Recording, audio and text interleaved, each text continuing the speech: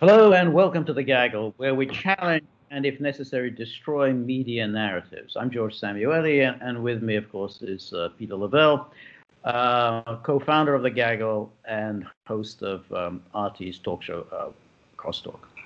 Well, today is the morning after the night before.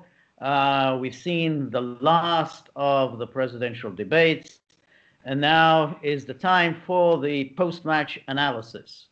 I'll give you my view. I am slightly reluctant to agree with the consensus view that somehow Trump did very well in yesterday's debate. I don't think he did terribly. I think he did fine. However, I don't think that he managed to make the points that he needed to make particularly effectively. First of all, on the subject of healthcare, he seems again extremely vulnerable, unable to come up with what is his healthcare plan. Was it Biden? No, it'll be Trump care. Exactly, Trump care. So he hasn't come up with that, and it's surprising that he still doesn't have a better answer. He knew that he would be asked this question, and it's surprising he doesn't have a better answer. The immigration issue came up, of course, in a very tendentious way, in which the moderator asked about the reuniting families, as if that's the main issue of immigration, rather than the question of what's good for America. But he didn't really make the most of it. That's his signature issue. He should have picked up the ball and run with it. It's because that's a major area of vulnerability for Biden and the Democrats. He didn't do very well with that. And I think he didn't really do what he needed to do, which was to persuade his core constituency, which are generally rather poor people, the sort of non-college educated white voters, who I think would be open to shall we say, a kind of a leftish economics message. He didn't really do that. He constantly talked about tax cuts. He talked about the stock market, against socialized medicine. I mean, the people who vote for Trump and who are enthusiastic about Trump don't have a problem with socialized medicine. So my feeling was that he didn't really make the case terribly compelling for Trump. What was your take, Peter? Well, I guess everything's comparative, okay? First of all, I thought he did a lot first debate, okay, and he showed a level of restraint that I think was presidential, and I thought he did a very good job on that. He also, as we said, or I suggested to you yesterday, is that he would take questions and then just do what he wants to do, and he did do that to some degree. I wish he'd done it more, okay, because he was debating against two people again. All right. Having said that, the moderator was decent. I mean, compared to what we had before, okay. I seem to have heard a couple of hours ago, Trump was cut off 33 times, Biden twice, okay? But Biden wants to be cut off, okay? He doesn't want to talk.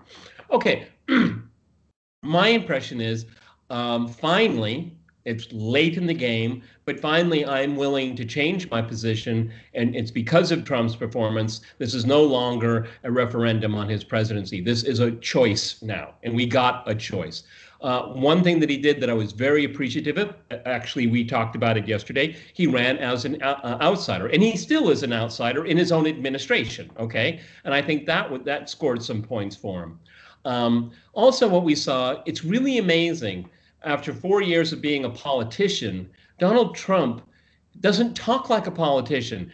Biden gave the tired and boring and emotive sound bites all the time. It was cringy for me. It was really cringy. And obviously, he did everything he could to remember what he was told to say, but he didn't do very well. The poor boys, I don't know who that is, okay? Proud Boys, obviously. And how did he do it? I'll probably screw it up now. Miminal mandatories or mandatory minimums. Okay, he reversed that around. Okay, the Hitler reference was way out of left field for me. Cringeworthy, yeah. But most people are not going to know that, so it's going to be cringeworthy to people that know history. Unfortunately, Americans don't know it very well because the media intentionally doesn't teach Americans history. I think that, as far as I agree with you. The on healthcare. This is just the people that surround him. Okay, I mean, you're right. The Trump's base would love better health care. I mean, that's like a 99-1 position. When Right. you go across America and you have volunteers, basically internal NGOs, what would be essentially a military, like a MASH unit going across the country fixing people's teeth. It is an absolute tragedy and shame for America that people have to line up all night long to have a tooth taken out. Okay, it's shameful. Okay, Yep. but back to the debate here. Trump, he didn't go after Hunter. Good. I was hoping he wouldn't do that. He went after the Bidens, which is much more powerful, okay? And it was obvious. I'm no psychologist, okay? But you could tell that Biden was squirmy when it came to that. And we had this Babalinsky revelation. I guess it was like an hour or 90 minutes before the debate. I don't think Trump had enough time to digest it. But I'm pretty sure that Biden's handlers told him it's out. He's coming for you. Okay. He may even be sitting in the audience. Okay. Neither side made a much movement on that, and that's going to be a story for today, tomorrow, and the next day. Right. Go ahead. The problem with that Hunter thing, and I think he had to bring up the story of the Bidens and everything else, is that this October surprise has come too late to make a difference in this election. It's a complicated story. It wasn't even a story such as Hillary Clinton's emails or even like the Clinton Foundation, which people can understand. This is already complicated. There's the Burisma thing, which is also quite complicated. But this new thing about China is extremely complicated. And most people really have no understanding what any of this is really about. They keep talking about the big man, and people what are we talking about? What emails? What laptop? So I don't think it's going to make any difference. I think it's going to be a big issue moving November 3rd. But I don't think it's going to make a difference between now and November the 3rd. But Trump had to do it. He had to go after Biden and say, yeah, this is not Mr. Nice Guy. This is not, this guy who's supposed to be, Scranton Joe. He's the son of toil who's never made a dishonest buck in his life. No, I think he had to do that. And I think that was quite effective. I think something we mentioned yesterday that I agreed with you on, and I think happened to some degree, or at least on the margins, is that Trump tried to create a cleavage between Biden and the progressives, and I think he was successful to some degree on that. What is that equal to? What does that result in? Progressives watching that debate and say, hell with that, I'm not voting. I'm not going. Okay. I'm just not going to do it. Okay. I think that on the and I want to keep stressing to everyone, everything is on the margins in this election. In American presidential elections are margin things. Okay. They really are. Forget the big numbers, because the big numbers mean nothing. Okay. So, on the issue of this corruption thing, I think you're absolutely right, because I watched. I'll make an admission to everyone here. Because of the hour difference, I got up and I took my dogs out and I was starting making myself breakfast, and I thought, well, I'll wait for Tucker and I'll watch the debate. So I watched the debate.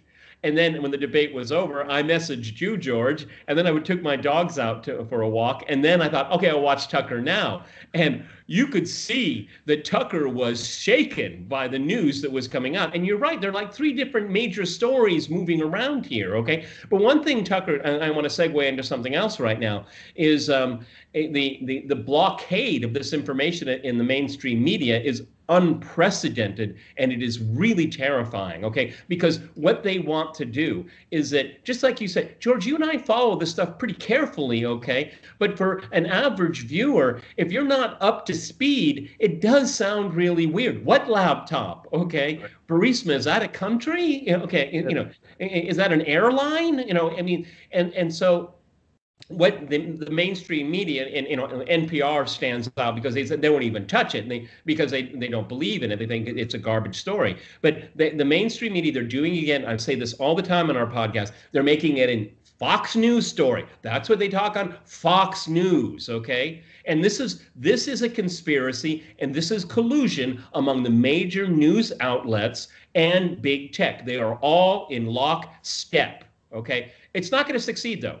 And as you and I said earlier, yesterday and the day before yesterday, is that even if Biden finishes first across the line, these stories are not going to go away, okay? And Trump hit it the nail on the head. Russia, Russia, Russia. Well, it's not Russia, Russia, Russia. The Chinese are in this thing too. Make a few phone calls, okay? It's not going to be that hard to do. Do you think the Chinese authorities are going to throw a life raft at Biden or Trump? They're probably doing, yeah, look at these guys, Terry. They're not going to do anything. They'll be transparent. It's like, yeah, the former vice president was in a meeting with this person and this. What do they have to lose? Nothing.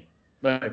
And so their transparency is against Joe Biden's stonewalling. It's going to be very interesting.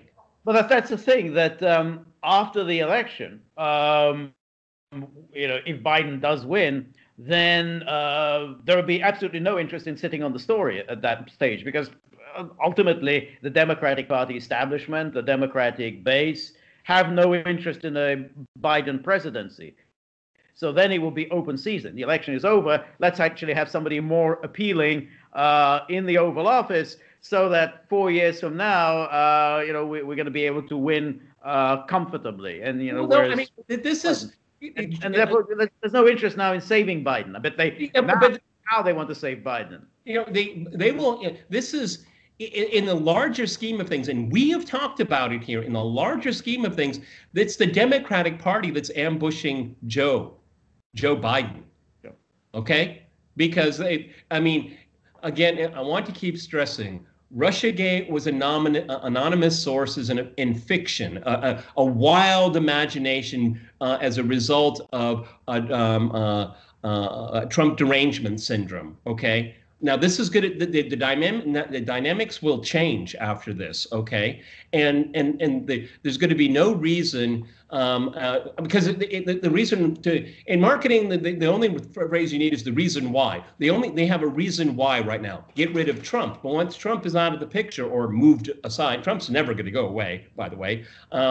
And then the dynamic changes, okay? And there are plenty of people in the Democratic Party that are really bruised over the last two primary seasons, okay? I don't think they're going to give old lazy Sleepy Joe a break, okay? And they'll make short work of him because the wire transfers, these are real things. That's why it's also important that it happened early in the Biden term.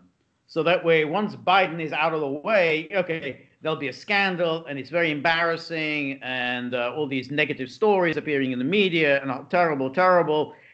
And if Biden departs, yes, the Democratic Party plummets in the polls, but there'll be plenty of time to. So once he's gone, okay, we've now got a new person in the Oval Office.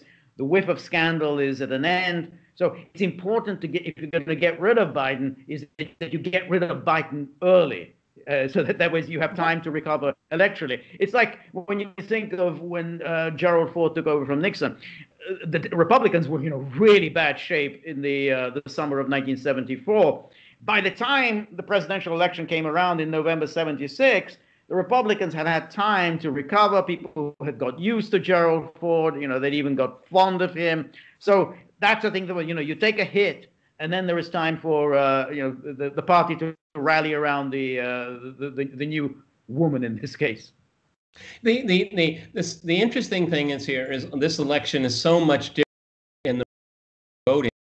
I don't know, George. I don't know what percentage, but it could be up to 30% of people have already voted, maybe even more in this election here. And this is what they're counting on. They're counting on this thing, and it's a little bit. Well, this is actually not little, but it is late. Okay, because I don't think the electorate will be able to absorb it. And I mean, who knows? I mean, next week we could see this Bobulinski stuff go into a congressional committee. Okay, I mean, he says he's got phones, he's got data, he's got and then and the thing is that there are a lot of witnesses apparently to this. Okay, so it's really, for me, it's really interesting is when I watched Tucker this morning, is that you could be electing someone that could be easily indicted. Right, right. No, I think that's exactly right. But in the meantime, yes, I think Bobulinski is going to appear before a congressional committee, and the Democrats will do their usual thing. Either they'll just boycott it, or they'll just change the subject and attack Trump. They won't engage in any of this. I mean, they want to minimize any possible damage. So, the Republicans will go with it. The media will probably ignore it. Non-story, non-news. But as we were saying, I think things will change after the election, if, of course, Biden succeeds. But you're absolutely right. I mean, if you think of Russiagate, how much oxygen was used up on that stupid Trump Tower meeting, or that idiotic conversation between Mike Flynn and Sergei Kislyak, and even Ukrainegate, that phone call, that ridiculous phone call, when Trump said, "Can you just find out what the hell was going on in Ukraine under Biden's watch?" That ridiculous phone call, the president was impeached over. I mean, this is much more substantial than any of that. Yeah, the politics is politics. It's a blood sport. I get it. People are craving power, but I think about my line of business.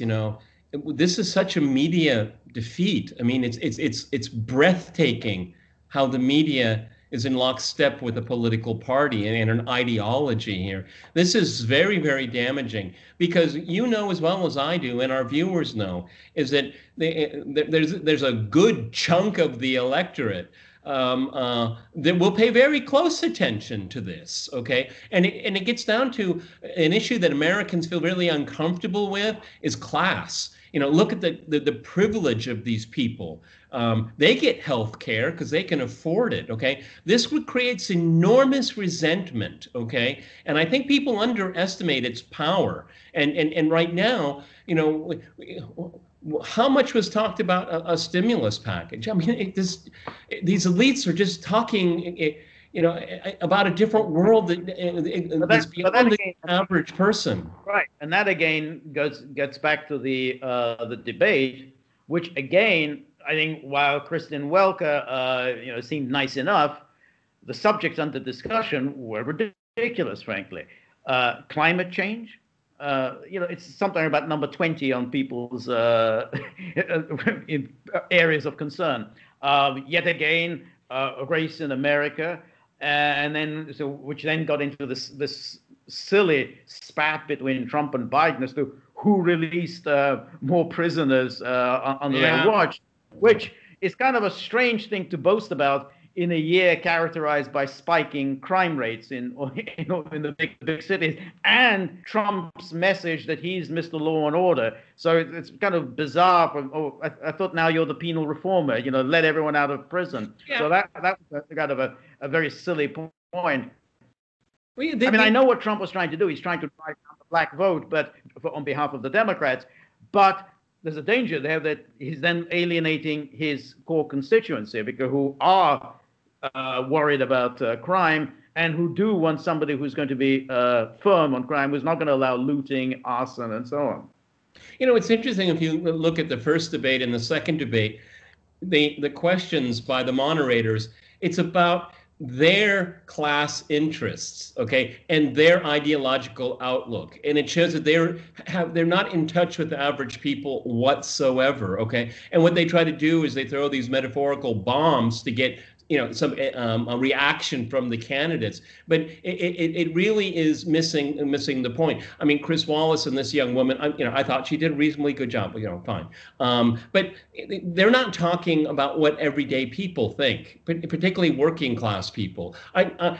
I'm not to, ruffle the feathers of someone that's really worried about climate change, but the average working family is not. I'm sorry, they're not. They have other issues they're really, really worried about. Okay, and it all ties to the economy, and immigration is tied to the economy as well. And I think that there's this kind of alienation. See, what the media wants to do is they intentionally want it to be a circus, so everybody's talking about what they think is important. Okay, and not what really is important for everyday people. And I think that is a real danger. I've done a program on political homelessness.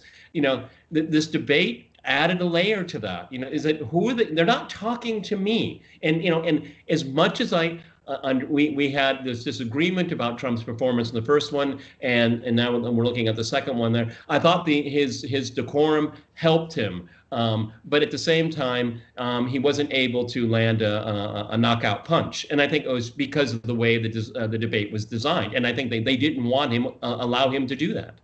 No, I think that's right, and I think the way she framed the immigration issue was particularly damaging in that Trump was unable then to reformulate the issue, because she said, "Oh, let's talk about immigration," and then she brings up about the reuniting families. Whereas, as far as the public is concerned, they want to know, hey, are we going to have open borders?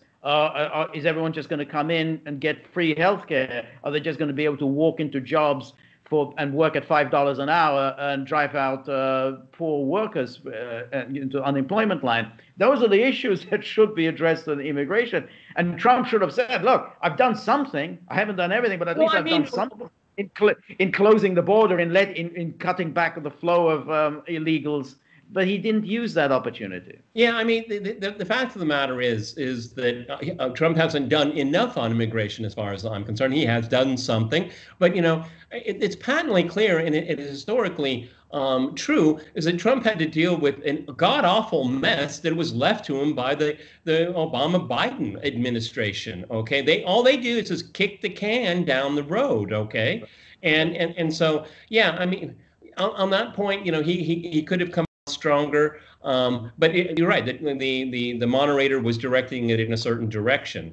And again, I would just want to reiterate, it was just Biden's performance for me reminded me, and I hope it reminded millions of people, is that this is exactly what Washington is like. Okay, the family reunions and all that. No, blame the parents being separated from their children. That's what parents are supposed to do. Okay, just take some basic common sense. Okay, it's not the system. It's people taking advantage of the system, and children get hurt. Okay. Of course. Absolutely right. Because the parents brought the children on this illegal trek, which is extremely dangerous. I mean, not just these coyotes, but it's dangerous. You could get killed trying to cross the border illegally. So the parents, essentially put their own children in jeopardy. So, giving this whole, the violin string. I mean, it was ridiculous. Trump should have made that point. I think he didn't. And he said, look, I mean, I've done all these things. I mean, he did, basically, asylum seekers have to now wait in Mexico. He made clear to Mexico that you've got to close down your southern border, not allow everyone to come through and across Mexico and across into the United States. He's done all those things. I mean, and he has begun building the wall. But that's why it was just surprising that he didn't make more of it. Instead, he got into this argument with Biden as to who built the cages. Yeah, I mean, it was really interesting. Is that after I watched the debate and after I watched Tucker, I almost never do it, but I went into Google News because I like to see what they're trying to push on the public here, and just raving reviews of Biden. I said, was this written before you watched the debate? Okay, I mean, how? I mean. I had a poster on Crosstalk. The program is actually on YouTube right now. And it's something you and I have talked a lot about, is the enthusiasm, okay? And Trump has the enthusiasm. There's no doubt about it, okay? And he has it, but the media, they're kind of a false enthusiasm for Biden, all right? And is Biden going to be fact-checked? I mean, he lied a number of times, okay? And I wonder if anyone's going to, in the mainstream, is going to call it out, because all they do, they'll just spill endless amount of ink, about Trump's demeanor. I don't care about demeanor. I care about policy. See, this is what the media does. They shift all these things away because they protect these elites. And obviously, and again, Trump did a great job. I said yesterday to you, he needs to go back to his roots in 2016, and he debated yesterday as an outsider, because he is. Mm-hmm. Yeah, no, that's exactly right. And to be honest, I mean, I found always considered what the Democrats have been doing is despicable. I thought Russiagate was despicable. I thought Ukrainegate was despicable. I think what they're now doing in saying that, well, we have 220,000 Americans have died, and it's all Trump's fault. So all of these people who are dead are somehow murdered by Trump. It's the lowest kind of demagoguery. Again, but George, I mean, I are good examples to be able to critique that. Okay, I'm living in Russia. You're living in Hungary here, and obviously I cover what's going on in the U.S. very closely when it comes to politics, and so I'm living in a country that has the pandemic too, and I see how they have dealt with it. Okay, they've done a pretty good job, I think. Okay, but if you look at most countries have done the best they could. Okay, I'm always kind of, well, what else could you possibly done? And plus, there is a very important distinction between the United States and the rest of the industrialized world. Is that it is a federalized republic. Okay, Trump can beat his chest all he wants. He can tweet all he wants, but he can't. If a governor doesn't want to be moved, a governor is not going to be moved. I'm sorry, that's the system. Okay, so I'm really tired of this red state, blue state thing, and I sometimes think Trump goes too far with it. Okay, but on whole, it's going to play itself out. I have my personal theory is if you're going to get it, you're going to get it. Okay, that's just it. Okay, it's almost kind of like a lottery type thing. Okay, but I mean, what Biden? Biden is running on a single issue: masks. I can't fathom how that can go down well. I know it is. He's a single issue guy. A mask. Right. And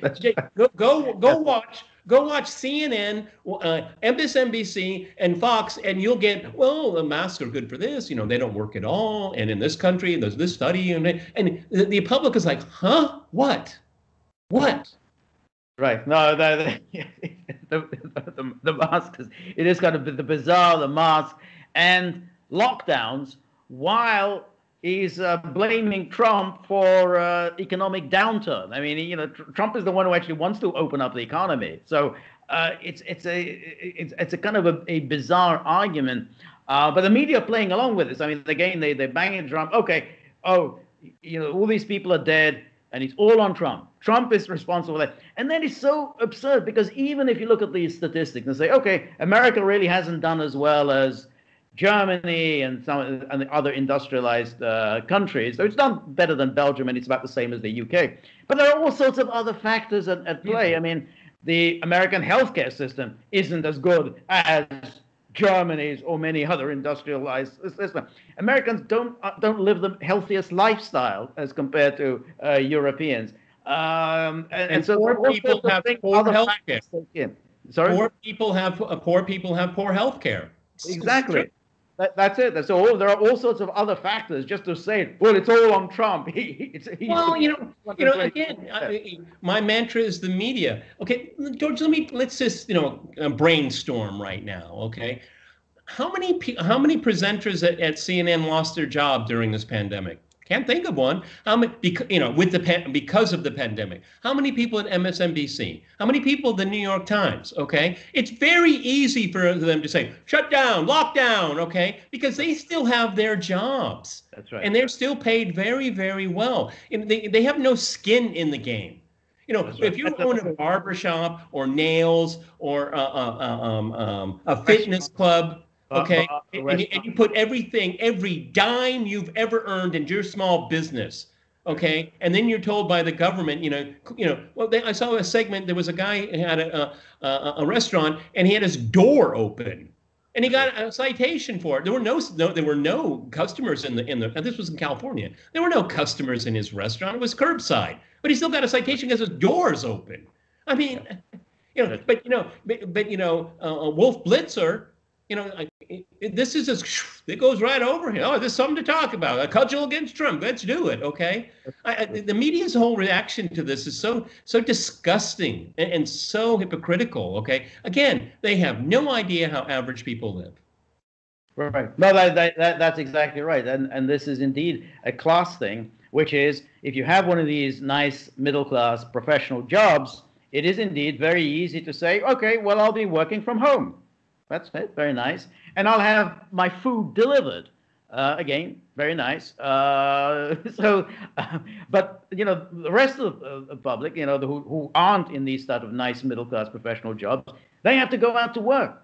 Or those who are in the service industry, whether it's hair salons or stores or restaurants, bars, gyms, they can't stay at home because if they stay at home, they're out of business. They're out of their apartments.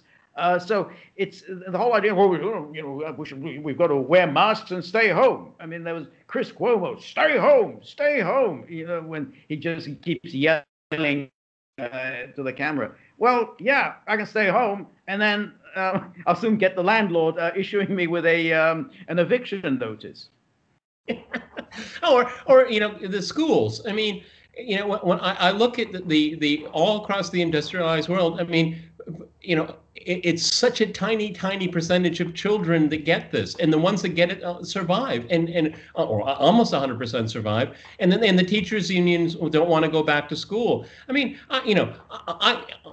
I have some sympathy for the teachers' unions in the U.S. I mean, I've looked at some of their strikes and stuff like that, and they have a point. But this is being very selfish here, okay? And the damage being done to these young people here. I mean, I know how well Americans are educated. Most of them are not in a position to educate their kids. Okay, please, let's keep that in mind here, okay? And it's very damaging. There's no socializing. A lot of kids get lunch at school. School is a place where you learn to interact with people. You have to be proactive. You have to react. I'm so wary of really like toddlers playing with iPhones and iPads because I think it's just going to scramble your brain at a very young age. And now we're doing it on steroids to them. Okay, the impact of this will be long and terrible, and not to speak of addiction and suicide and depression. Okay. All because you don't like the man in the White House. That's how petty the politics have become. Yeah, I absolutely agree. And online education works for adults, doesn't work for children. Children have a very low attention span. You sit them down in front of the computer, and they're going to be off browsing the internet. I mean, there's just no way that they're going to be doing any work online. Yeah, just ask Jeffrey Toobin. All right, Peter. Any final thoughts? Do you think it's gonna any change, anything that's gonna happen as a result of this debate? No, I think that it's just too late to change things, particularly since a good percentage of the electorate has already voted. So this debate has obviously no impact on that vote. I think that you and I. Over the last few days, and our guest Hans, I think we're pretty much on the right track. It may not impact the November 3rd election, but the stories of corruption aren't going to go away. There are enough people out there that will keep digging, and it's not hard to dig with this one. There's forensic evidence out there. There are witnesses. Just anonymous sources here. So it's a very interesting thing. We have an incoming Biden administration may have quite a few things hanging over its head. Yeah, I agree. Well, but nonetheless, we will be watching the remainder, the 12 days that's left of this campaign with zeal, and we will be covering it with equal zeal. All right, thank you very much, Peter. And remember, if you like The Gaggle, please like, share, and subscribe. See you soon. Bye.